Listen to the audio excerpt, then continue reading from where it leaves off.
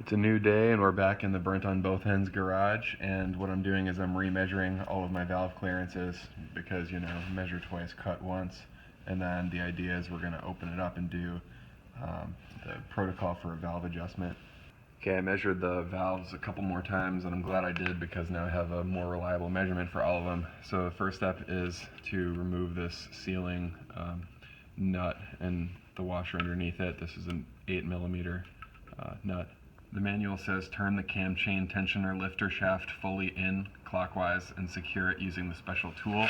Now I don't have the special tool, and I saw on like a CRF forum or something that you can use a screwdriver here to turn it clockwise and then use pliers to clamp it down and keep it in place.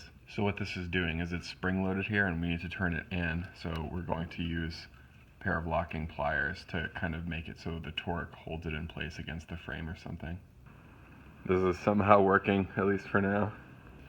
I'm now going to use the 10mm wrench to undo these cam chain guide bolts and then remove that piece. After that, we're going to remove the camshaft holder bolts, which there are 2 per cylinder, the ones in the center here, and the manual warrants to do it in a crisscross pattern in a couple of steps so that you don't crack the shit. Be careful not to drop anything in or you'll be real sorry. And I'm also going to zip tie this chain up to one of these wires so that once I remove these sprockets from the chain that it doesn't fall in.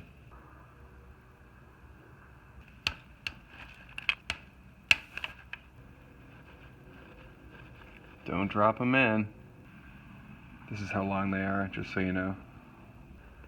They have washers, so look out for those too. Make sure you don't drop those. Now for the camshaft holders with dowel pins, so there's 4 along the front, or the back 4 in the front, and then there's 4 on the side right here. So there's 12 of those bolts that we have to take out. Here's what those look like. No washers on those guys. And of course some of these are shorter than the other ones, and I'm not sure whether those are the front or the back or what, but I guess pay attention to the lengths and organize them. The screws on the sprocket side go long, short, short, long. Now it's time to remove the camshaft holders. I gave this some gentle taps with a mallet, and I used a little bit of prying action to get this up. It has these rods sticking in, so be really careful just lifting that straight up and not bending it in any way, and obviously not doing anything that might deform the metal along the edge of the engine. The same thing with the right one.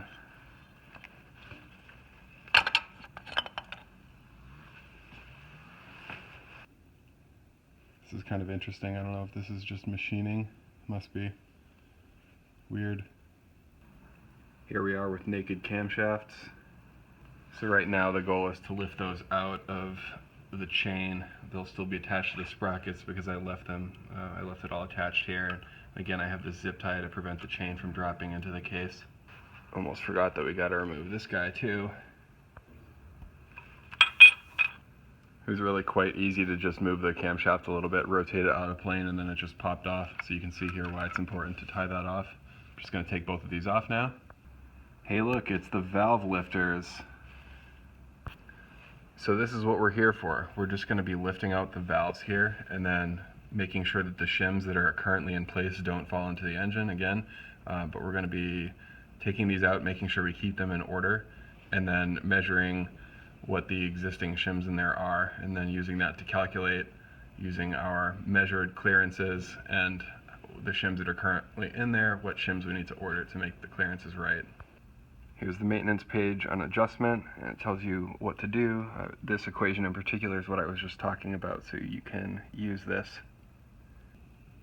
Okay, so I'm going to use magnets to pull out right here the valve covers, and then make sure we don't drop the shims. So I just popped this one off and then flipped it, and you can see that this is the stock size that was in there. Anyway, I'm just going to go through all 16 valves right now and take a look at what's in there, figure out what I need to order. So I've got it all laid out here. I measured all of the valve shims that were currently in there, wrote down their numbers and what the measurements were with the digital caliper. Now I'm just going to plug it in and order what I need and then button it back up. So that's going to be all for this video because it's going to take a while for me to get what I need. Maybe I'll have another video of me buttoning it back up. I'm not quite sure yet, but thanks for watching. Good luck if you're attempting this. It's definitely a lot of work. I kind of regret it, but anyway.